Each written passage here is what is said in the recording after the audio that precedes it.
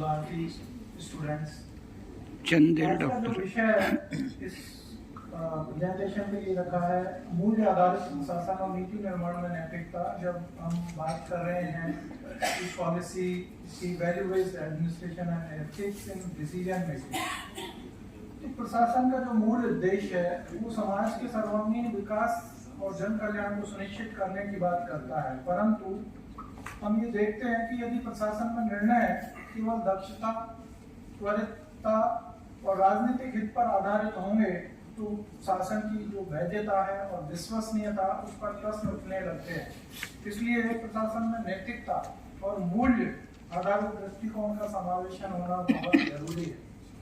भारतीय परंपरा की जब हम बात करते हैं, भारतीय परंपरा में धर्म, कर्तव्य और न्याय जैसे सिद्धांत हैं वो सदैव शासन का आधार रहे हैं। जब हम पटेल के अर्थशास्त्र से लेकर के और गांधी जी के सत्य और अहिंसा के सिद्धांतों तक की बात करते हैं तो शासन में नैतिकता और नैतिक मूल्यों के समावेशन की परंपरा हम देख सकते हैं। आज के जो लोकतांत्रिक भारत में ये बात और महत्वपूर्ण हो गई है कि नीति निर्माण और निर्णय प्रक्रिया में नैतिकता को केंद्रीय स्थान दिया जाए।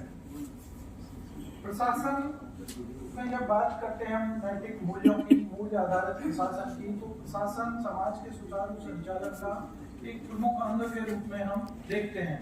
यह केवल नीतियों के क्रियान्वयन तक ही सीमित नहीं रहता है, अपितु यह नैतिकता, उत्तरदायित्व और लोकहित के मूल्यों पर आधारित होना चाहिए।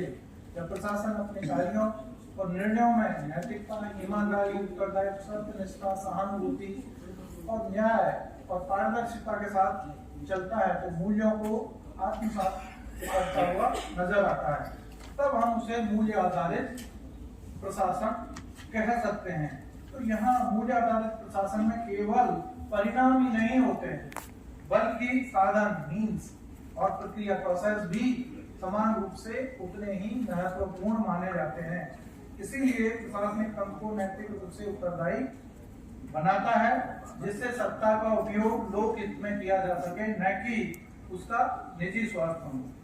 तो हम बात करते हैं कि मूल्य जो सिद्धांत है, मूल्य के जो सिद्धांत हैं ऐसे सिद्धांत हैं जो संस्था को आचरण की दिशा देते हैं और प्रशासन में ये मूल्य सत्यनिष्ठा के रूप में, उत्तरदायित्व के रूप में, पारदर्शिता के रूप में, न्याय और समानता के रूप में, साथ ही लोकहित, पब्लिक वेलफेयर के रूप में हम इनको देख सकते हैं। और वहीं निष्पक्षता, उत्तरदायित्व, सेवा भाव और संवेदनशीलता के साथ जब इनका समावेशन होता है प्रशासन में तो निश्चित रूप से वो नीतियां और भी कारगर साबित होती हैं।